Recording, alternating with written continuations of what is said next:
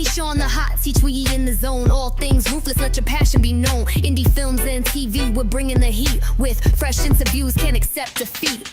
All things ruthless, we keep it real. Discussing the films, the stories that fill. From hidden treasures to the stars on the rise. Catch the vibe, see the world through our eyes.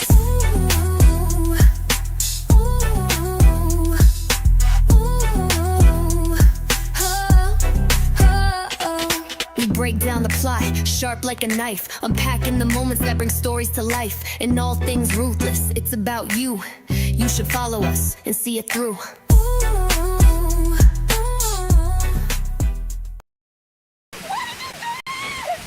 You were supposed to be back by 10 o'clock on your break. Ain't that what you said? I know you ain't got my damn money. That's why all your shit is right there. Whatever you don't take, the rest of that shit is going in the trash.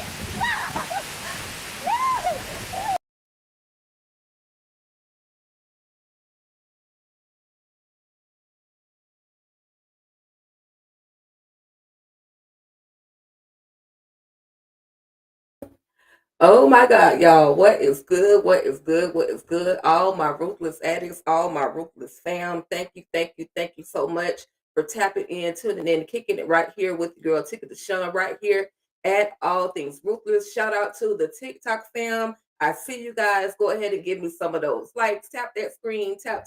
Y'all know how y'all do it. But thank you guys so much for kicking it with your girl on this Saturday evening. Listen, we have got to talk about this project right here. Tyler Perry, we have got to talk about Straw. I'm gonna just say initial reaction. Let me fix my camera, y'all. I'm so sorry. Initial reaction, this man had me in tears from the beginning to the end, after the end, and back in the end again, looking at the credits. Oh my God, Taraji, my queen. You did your thing, honey, queen, sister. Like you literally did your thing. Oh my God. Jesus. I know hopefully y'all have watched so far. I do hope and pray that you guys have watched Tyler Perry's Straw so far, because this video is going to consist of some spoilers. So if you do not want the spoilers, go ahead and hit that like button, leave, go watch it. And then whenever you watch it, come on back and let's talk about it. Throw your comments, throw your thoughts in the comment section.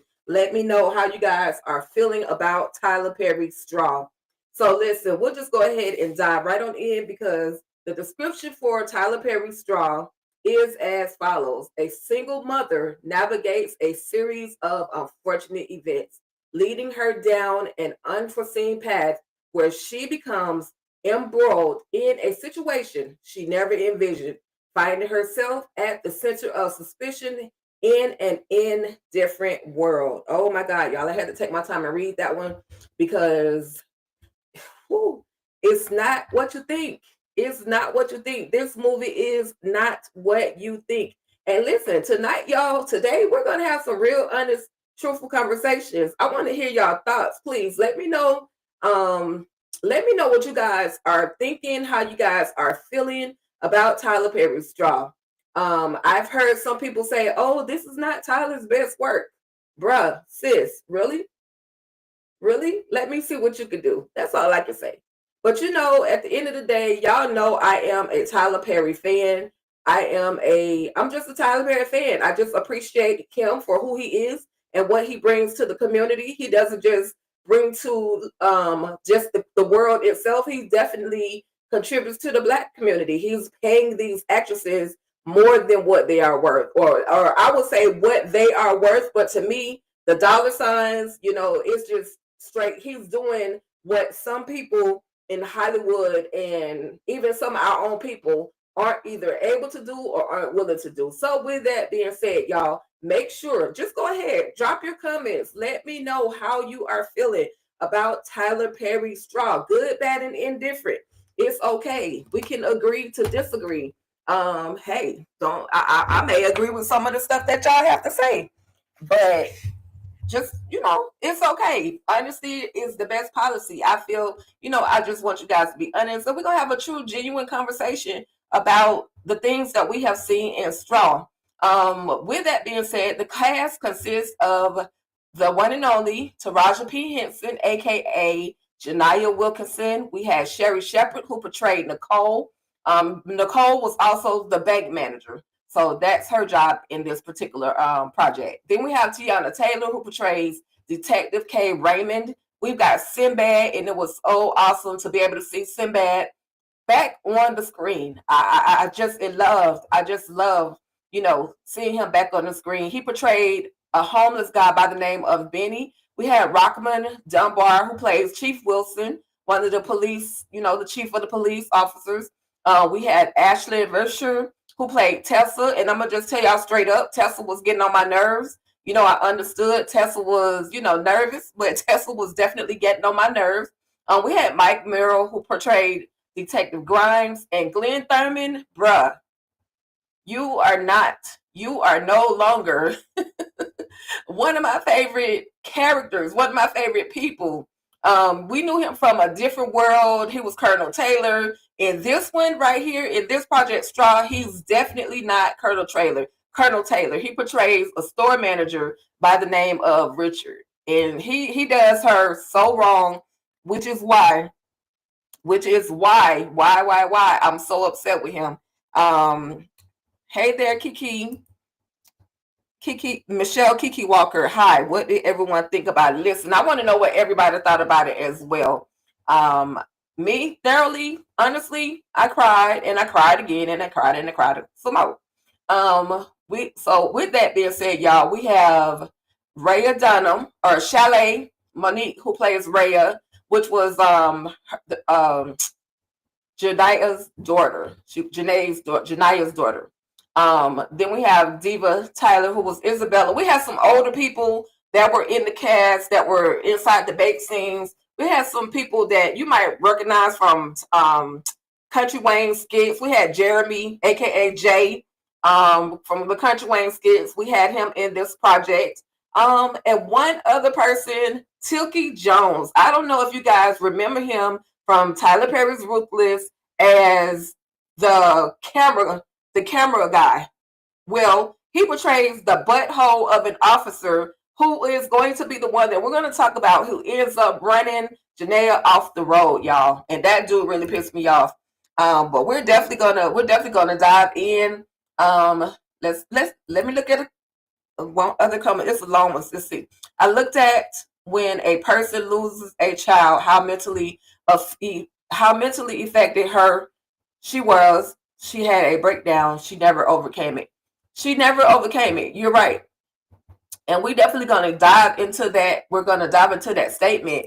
Like I said, for those of you that have not watched yet, I ain't going to apologize because it's good. But it's going to be some spoilers in this commentary. So, I showed y'all at the very, very beginning of the episode, or of this live, where she's getting put out her house. She's getting evicted. She doesn't have the money to pay her rent. And so unfortunately, she is going to end up getting evicted. But when you look at her, you can kind of tell that this whole house situation is not comfortable. It is apparent that she is hot. The baby girl is hot because she's sweating. She's sweating. The covers off of her. And, this house is not in the best of living conditions, but she, as a single mother, is doing what she can do to provide for her daughter. And she's not complaining about it. She's just doing it. And once upon a time, she was actually going to nursing school to become a nurse. And, because she had her child, she had to stop what she was doing. And not only did she just have her daughter, but her daughter was a sick child, or is a sick child at this point. From what we know, her daughter is a sick child. She has seizures. She falls, she hurts herself. And so this is why, it makes this story even more relatable for a lot of people, and sad, because there's somebody out there right now that's literally going through the same thing that Janaya is going through in this film, Straw. So this is when after she gets her daughter dressed, she bathes her, she feeds her whatever she can, she takes her downstairs so that she can take her to school.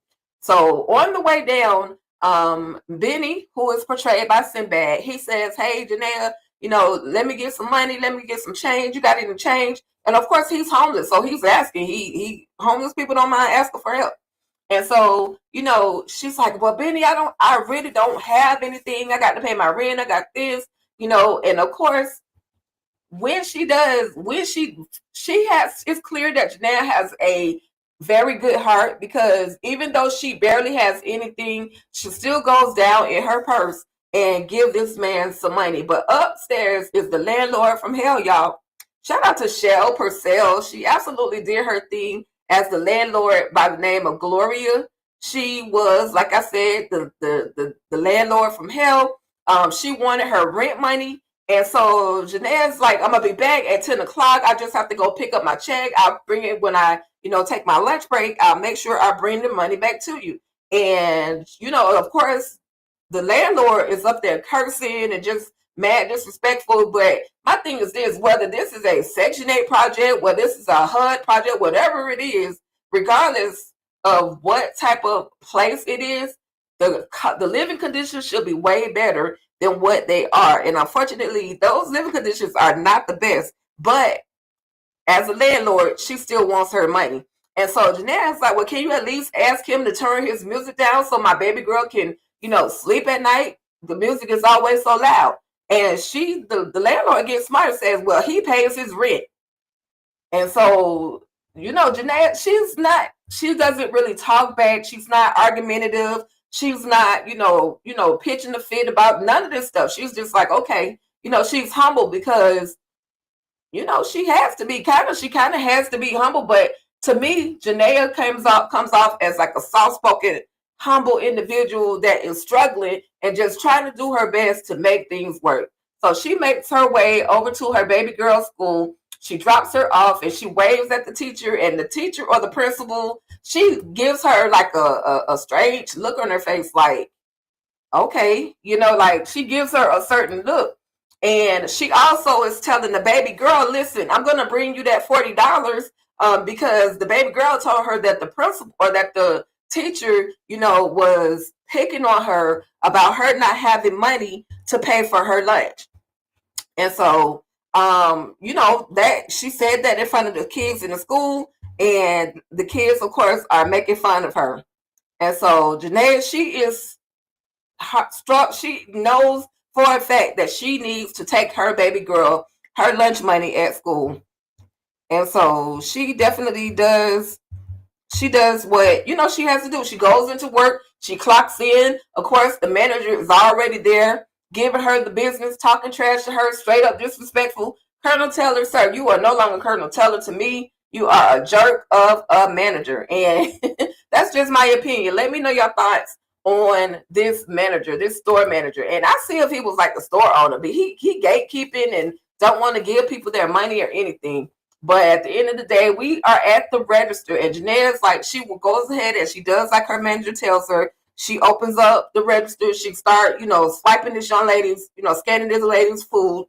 And this young lady is like trying to pay for her food with a WIC card. And Janae is telling her, look, I don't know who has done that before, but we can't accept, payment for some of the food that you have in there, because I'm pretty sure, y'all, and nothing has changed about WIC, but I'm pretty sure that pizza is not on the list for WIC items, okay? And now if they change in 2025, let me know. But it's been a long time since I ever had to even deal with some type of WIC. So anyway, the girl gets mad, and her boyfriend takes a bottle and literally smashes the bottle right by her foot. Just ridiculous.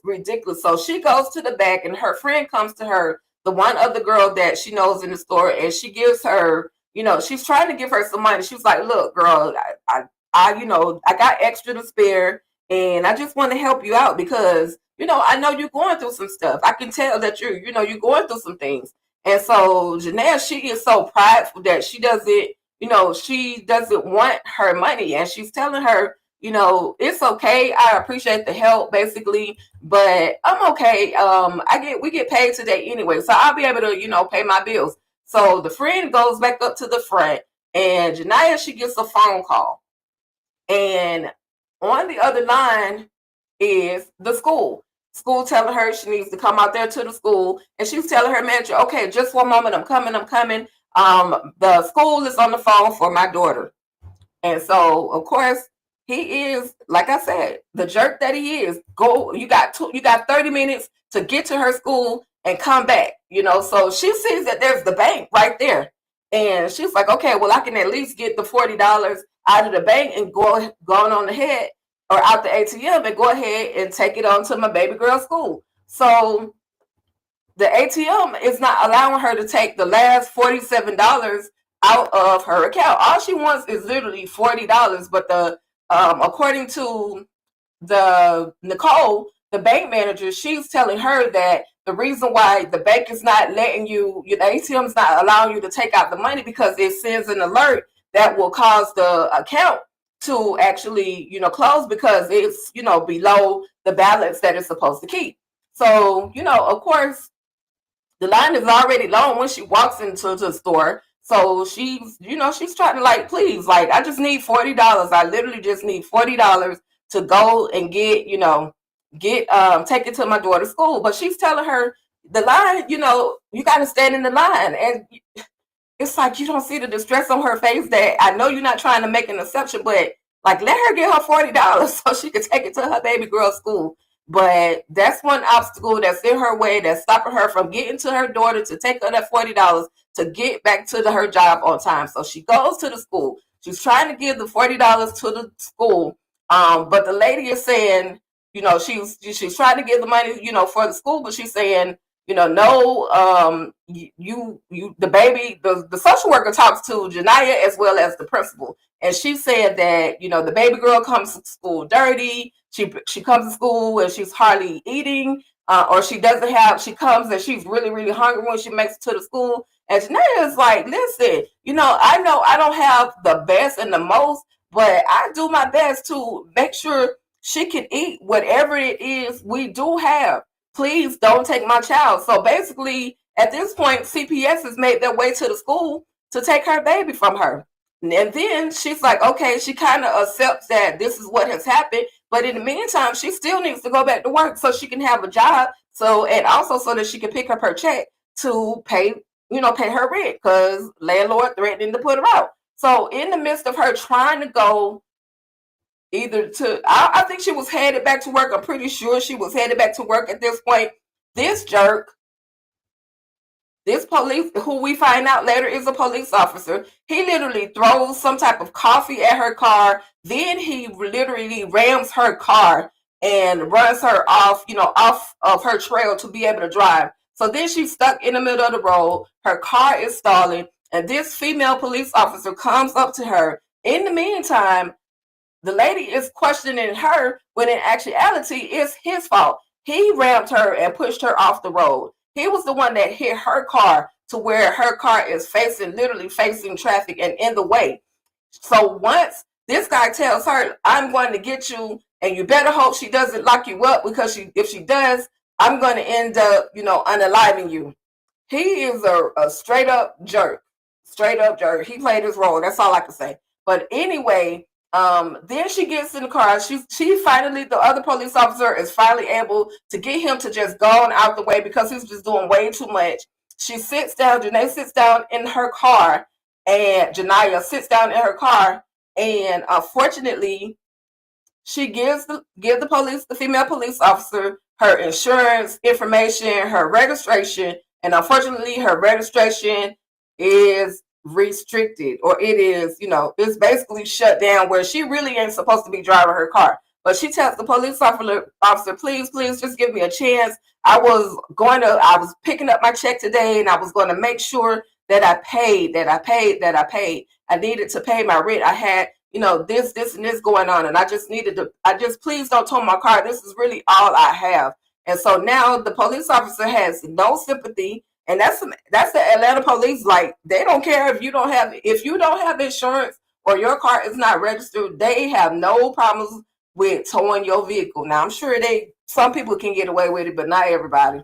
But this is that situation that she's in. So she has to literally walk to work in the rain. And she comes in, she's soaking wet. And of course, who does she meet? She goes to the register to try to, go ahead and start back working. And then, of course, this jerk is up in her face. Her manager, he is up in her face. And she's like, look, he tells her, you're fired. You said you were going to be back in 30 minutes. You were supposed to be back in 30 minutes. It took you 2 whole hours to come back. He doesn't even give her a chance or an opportunity to explain herself. But she wants to explain, but it's like, she's trying to not say too much so that he doesn't fire her. But he is firing her anyway, even after this man after she has just told him, I need my job, I need to keep this job. So then this guy, as she goes into the office behind the manager, because he done said, well, you can't get your check because you fired. So once you get fired, you have to have your check mailed to you. And so she's like, please, all I want is my check. I don't want any problems. I just want my check. Listen, if you're over here on TikTok, please tap that screen, spread the word. Let everyone know that we are live at Tika Deshawn for real, as well as All Things Ruthless. So again, like I was saying, this guy walks in and he has no problem. He pretends as if he's looking for Black and Miles to be sold in the black office. Since when, sir? But then he pulls out his blicky and points it at the manager. Now, he wants to take Jania's bag and put the money in. And then he ends up calling her name, but he saw her name on her tag. So he wanted to, take her money or take her backpack and, and just like use it to put the money in. But keep in mind, y'all, prior to this moment, when she went back to that job, she had already lost her apartment. So the manager put all her things outside, put the baby girl's medication outside, and only thing she had was that backpack, that baby girl's school project that she worked on, that they worked on together, and then her baby girl's medication. Okay, so this is why she has this backpack, but she does not want to give this backpack to this young man because she needs her baby's medication. She needs her baby's her science project. She needs that. But this guy basically, anyway, y'all, in a nutshell, he ends up getting popped because he tries to hit her. They end up tussling over the blicky, and she is finally able to get the blicky, and she pops him, and he goes down. All of a sudden, Jeffrey, the manager, he ends up calling the police saying that Jania Wilkerson is, she set this whole thing up. Like, he automatically blames her, and he doesn't want her to leave. But she's like, bump that, I'm out of here anyway. And she ends up popping the store manager too. And she grabs her check with blood on it and all and get up out of there. She's on her way to go, to the bank. Like, cause the manager, she has snapped, y'all. At this point, it is clear that she was down to her last straw. At this point, though, in the movie, we don't know what was actually the last straw. They're literally not telling us. People can assume that her daughter being, taken was the last straw. Her losing her job could have been the last straw. There were so many reasons and obstacles that Jania was facing that could have caused it to be her last straw, her last moment of reality where I just can't take it anymore.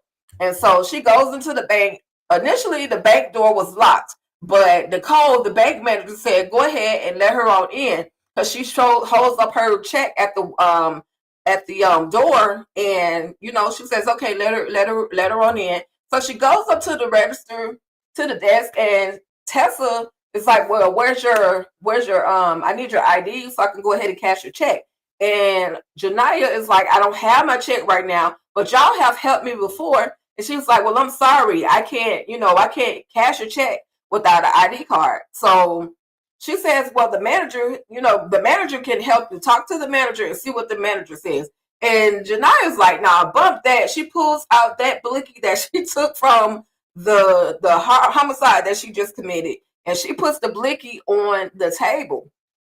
And she's like, "I just want my check cash. I have to pay for my rent. My landlord is not willing to give me the 3 days that I need. Please just cash my check." But she sees that blicky and she ends up Tessa ends up pressing like an emergency button to where they automatically can call the police.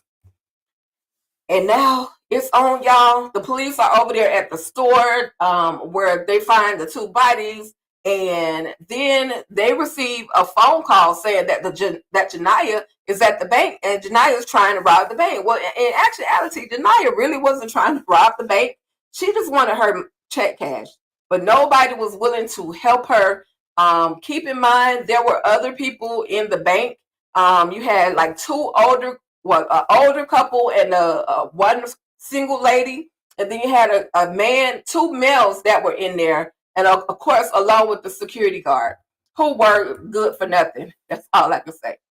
So then at this moment, they realize, okay, the bank is being, in their mind, they think that the bank is being held up. Not only do they think that the bank is being held up, but they think that there is a bomb in her possession. When in actuality, that's just her baby girl's science project. But now, this is hot. This is a lot. And so she's on the phone. Janiyah's on the phone right now, talking to Detective K, who's played by Tiana Taylor. Now, keep in mind, one of the young ladies that work inside the bank set up her phone and made it go live. So now the world is literally watching her story, watching Janae talk to the police, the detective, and tell her story. Like, it's going through in the barbershops, it's going, in the hair salons. It's like the world is really listening and hearing Janae's story, and they are feeling it. And this landlord, now she's sitting there and she's feeling bad at the fact that she put this lady out. Like, she not only just put her out, but she put her stuff out in the rain. She couldn't give her an extra day or anything, y'all. She just literally put her out in the rain. And so Officer K, Detective K, portrayed by Tiana Taylor, like I said, she's on the phone with Janae. Now, she has connected with her. She's, got that woman-to-woman type voice where she's soothing, she's listening, she's understanding. She even explains to her, hey, I've been in that situation as well. I was raised by a single mother, so I understand what you're going through. I'm a single mother myself, and she is listening to Janae's story, and she's literally starting to tear up to the point where the actual negotiator who comes in is saying that, she's doing a good job, but he presses the button on the phone and mutes it and tells her to, calm down, bring herself back. No, don't really make it about her. Make it about Janiyah, okay? And so once she calms down, she goes back onto the phone and she's talking to her, and she's saying, and Janiyah is saying, I'm not coming out until y'all get that guy, because that one police officer, he told me that he was going to unalive me. Now, this young lady, Tessa, listen, if Janiyah wanted to unalive anybody in this bank, she could have did it so many times. She's like letting people go to the bathroom. She released 3 or 4 people, other than the 2 that ran out, but she released people, from out of the bank. Like, she just let them go. One lady was sick and she let her go from out of the bank. And, now she's surrounded by there's 3 other people remaining in the bank. Tessa is one, the other bank teller is the other. And then, of course, Nicole, the bank manager, is in there. But Tessa goes to the bathroom, and on the window, she's telling them exactly what she has. The bomb is not real, and she only has one blicky. So this is the information that she is feeding outside to the police. This is how much freedom Janiyah has, which, you would think that they would try to make this a peaceful resolution. Even the chief was like, we don't have to go in guns blazing. Like, let's just kind of go easy with this situation. Because now he's kind of believing. He actually believed Detective K over, this character is portrayed by Mike Merle, and this is the other detective, and he believes her and he trusts her more with this situation than he did with the male cop. And so, like I said, she sends a message out there, but she was telling She thought that there was a bomb. Nicole thought there was a bomb in her bag. And she tells her, look, that's not a bag. That's not a bomb. That's my daughter's project. That's her school project. Please just tell them that it's not a bomb. It's just a project. And so Nicole is like, girl, I don't think we should tell them that it's not a bomb, because then they're definitely going to come in here, because they don't have, basically, that's like the glue that's keeping us in here. And so, you know, she does reconnect with Detective K, but of course the FBI has made their way. Like I told y'all, Janiyah was telling Detective K, that this woman, or that this female police officer pulled her over, or, you know, she was stuck. She was supposed to be trying to help her. She didn't help her. She only listened and took the word of the male police officer. The male police officer told me that if he saw me again, that I was going to end up unalive. And basically, she not trying to die. So Kay goes to, finally they figure out who it was that, you know, did all of this stuff to Janiyah. And the female police officer, Sam, she verifies everything that Janiyah has said. She lets her know, yeah, this is exactly what happened. At first, she didn't want to admit the name of the male police officer who had did this to her. But she finally, because Detective K got this look and this kind of like strong stance within herself that's like, you're going to do what I tell you to do, officer. And so she did. The lady, Sam, she told her exactly what she needed to know. This was a literally a powerful moment. I didn't really expect it, but Kay went over to this male police officer and she hit him with a 2-piece and a biscuit. She laid them hands on him. Like, I didn't expect it. She's so tiny, but she had no fear. She walked over to him and said, you're the reason why all of this stuff is happening. And like I said, she had to lay hands on him, you know, not the holy hands either. She was Mike Tyson. That's all I can say. And so they finally got him locked up. So Kay is going to be able to, you know, at first the FBI was like, forget it, it's over. There's no more talking. We're about to go in. But the phone kept ringing and ringing and ringing. And Kay was saying, you know, they were telling him, answer the phone. But this FBI agent just did not want to answer the phone. So Kay was like, bump it, I'll answer it. And she answers the phone. And on the other end is Janiyah. And she's talking to Janiyah because Janiyah didn't want to talk to this FBI agent. Like, he just sounded like he was ready to take her out just because she was black. Listen, that's the energy that all these officers were giving. But then, y'all, and we're getting towards the end. We're getting towards the end. Finally, after Kay is able to prove that they got the police officer who threatened her and did all the stuff that they did to her, that she takes the phone and shows it to Janiyah, because they didn't want to turn Janiyah's phone back on. They didn't want to turn any of the phones back on. So Kay is like, bump this, I'm going to go and show her. So she goes up to the door and she shows, she gives the phone to Nicole. Nicole takes the phone back over to Janiyah, and she sees that this man he's officially been arrested. So then, after they've done that, something switches, y'all. There's a switch. And some kind of way, Janiyah's phone is turned back on, and it's her mother on the phone. Listen, all of this stuff that Janiyah was going through is clearly, I thought, you know, I wouldn't have thought that she had a mama, because she kept saying she don't have anybody. But Janiyah's mama is on the phone, and she's like, they're telling me, Janiyah, they're telling me these FBI are here, and they're telling me that you in there robbing the bank. And she's like, no, mama, that's not what happened. That's not what happened. All I did was want to get $40 from the bank so I can pay, you know, give my baby money for her lunch. And then the only other thing I wanted to do was cash my check so I could pay my rent. But they didn't want to cash my check. So then, y'all, this is the pivotal moment of the story. This is literally the plot twist. And at this moment, if you do not want to hear a spoiler, which is the biggest plot twist, which is literally the biggest plot twist I've ever seen in my entire history. I never would have thought they would have took this route to wrap this story up.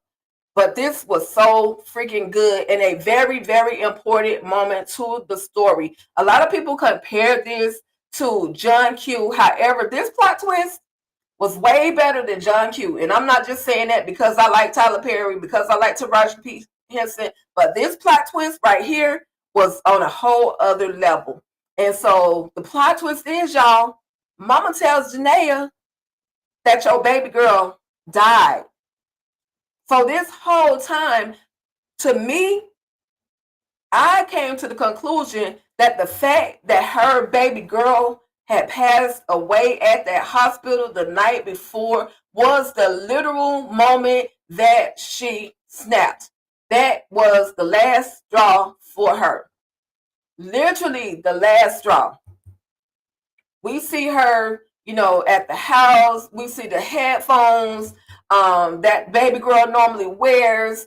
Baby girl is not there. We see her like we saw her in the beginning where we saw her bathing the baby girl. The baby girl is not there as she is bathing her for school. We see her walking out of the hospital and that baby girl is not in her arms. And she's holding this cloth as if her baby girl is in her arms, but her baby girl, y'all, her baby girl passed away. And all of this, all of the stuff that we thought we knew, we thought she was talking on the phone to the school. In actuality, it was a bill collector. We thought she went out to the school and we thought that she was, that the baby girl had been taken by social services. But in actuality, the principal says, we didn't call you. We hadn't called you. So once she somewhat comes back to herself, we see this moment where lasers are pointed at Janaea. And we think, we see that she has been popped. And Nicole is crying and screaming and, because she has become close with Janaea. And in the midst of all of this stuff that was going on, Janaea asked Nicole to take care of her child for her. She literally asked her to please take care of my child for me. And Nicole said, I will talk to my husband and we'll see what he says, but I'm sure it won't be a problem. So I'm thinking, she gonna have somebody to take the baby girl. So once she get done from jail, because she about to go to jail, she done popped 2 people and she gonna do some time, but at least the baby girl might be in a good home. We see Janaea on the floor. We see her on the floor. We see there's a bullet wound. We see the lasers are still pointed at her. We see that she looks like she is out. And then, y'all, baby girl comes back to herself. And thankfully, because of Detective K, she is able to get out of there unharmed. Because the FBI agent, he wanted them to go all in, blinkies blazing. He wanted them to go all in just like that. He didn't care who it was. But because Detective K walked up there to that door and she told you, now I'm going to escort you out. All I need you to do is just listen to my voice and just do everything that I tell you. And this is the moment where Nicole said, I'm going to be with you. Y'all, when I tell y'all, this movie had me, like, I'm tearing up right now just thinking about it. I'm straight up tearing up right now just thinking about every little bit, every moment that I saw in this episode. And she gets arrested. Yes, she does get arrested. Kay says, it's nice to meet you. Janaea is, she's pretty silent, but she knows she has to go away. And she does that. She does the argue, but keep in mind, y'all, in the midst, because of the live that happened, one of the ladies went live in the bank. She got a fan crew out there. Free Janaea. Like, they're out there really rooting for her because they have heard their story, and her story literally resonates with a lot of people, y'all. And so, we are proud of Detective K. She did her thing. Nobody was unalived at this whole bank situation.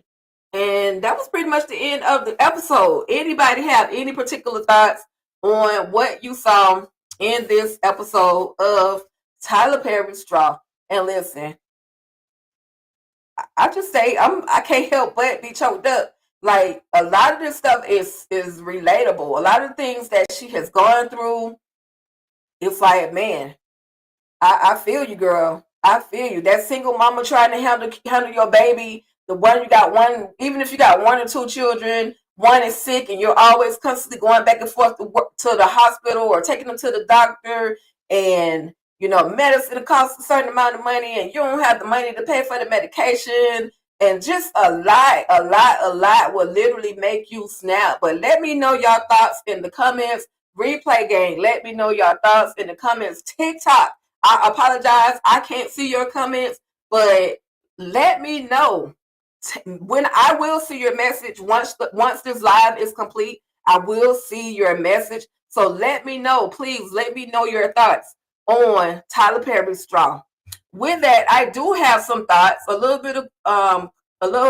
few thoughts from some of the fans, some of the audience members from whether it was Facebook, Instagram, YouTube, or some comments from TikTok.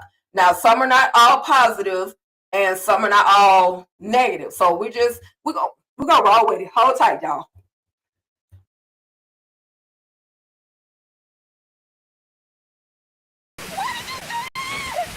You was supposed to be back by 10 o'clock on your break. Ain't that what you said? I know you ain't got my damn money. That's why all your shit is right there. Whatever you don't take, the rest of that shit is going in the trash.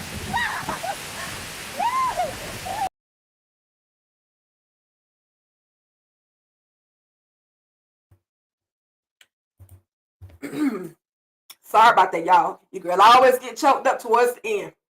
But here are some of the commentaries. Like I said, some good, some positive, some negative, some just people's opinions. It is cool to have an opinion. Excuse me. Crazy Meltdown says, excellent movie. A lot of them are not that long. A lot of them are long. Let's see. Love 2020.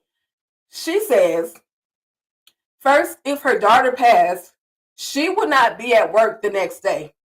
The flow of the movie was awful and only showed how bad some of you treat others in the community. Yes, it did show how bad some people are treated in the community.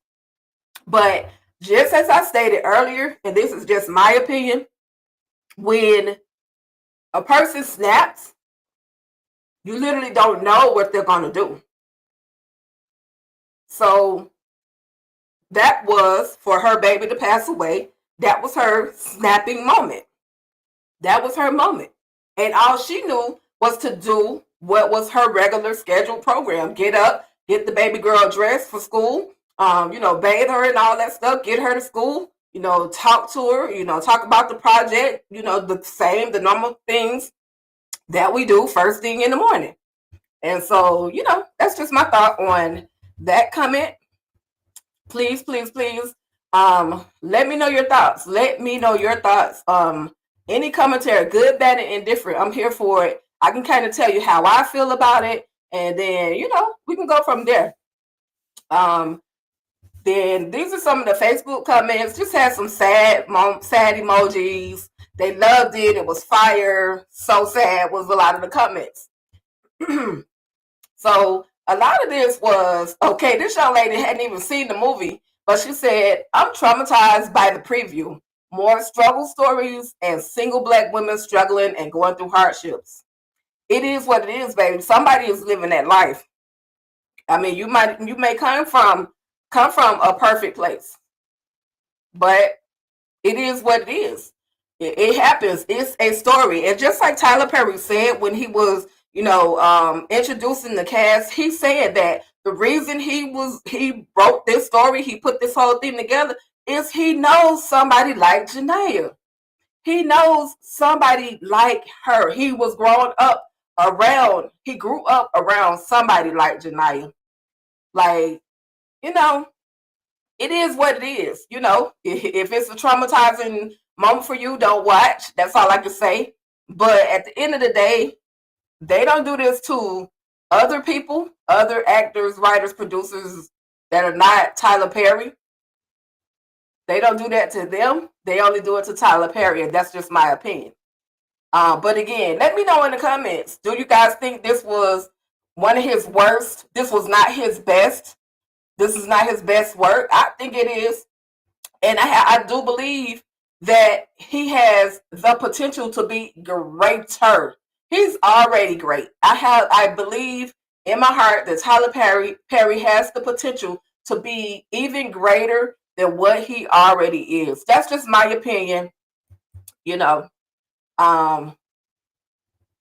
we ain't mad about it. You know what I mean? Now this one right here is kind of lengthy. I'm gonna try to read it and not mess up too much. But the film, this is from Maya Nadine, Funky Zinda.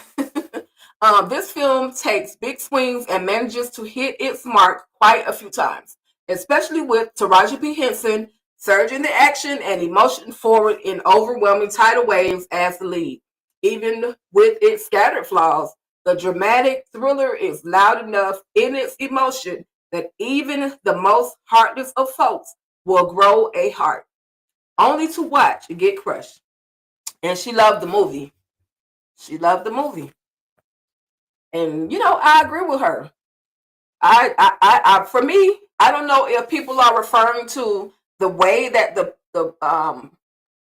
way that the plot twist came out, that they see that as a scattered flaw. But if he didn't give it to me, if he hadn't given it that particular plot twist, it would have been just another John Q.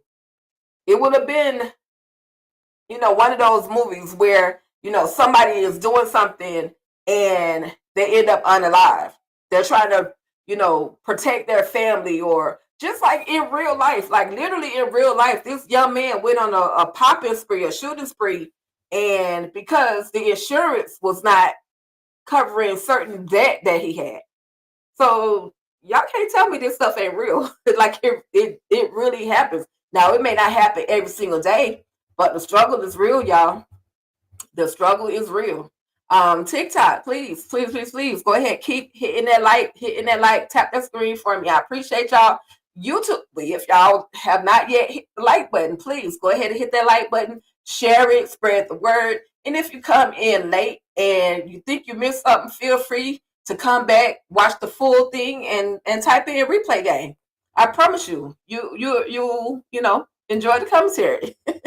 But thank you in the midst of time. Thank you for those that are tuning in right now. I do appreciate it. These were some notable moments, some quotes that, happened throughout the movie.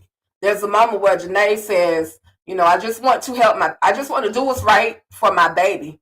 And that's what she said throughout the whole time. She just wanted to do right by her baby. She just wanted to do what was right for her baby. She just wanted, she wanted to get the money for her baby. So she can pay for her lunch, so the teacher wouldn't pick on her, so she wouldn't have to eat from the other menu. Then we had a notable moment from Officer K. Raymond, and she said, "This is not your average bank robber." She said that when she was trying to explain to her chief that something is not quite right. Just looking at the way that Janiyah was moving, even when she was in there trying to get her check from her manager, she was saying this doesn't look as if she initiated this whole thing. This guy looks like he came in to rob them, and she just got in the midst of it.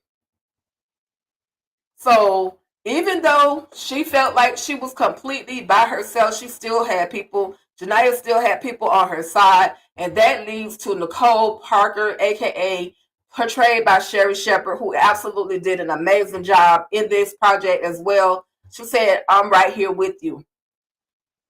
And that assured Janiyah that she was going to be okay. At least she was going to make it out of the situation alive.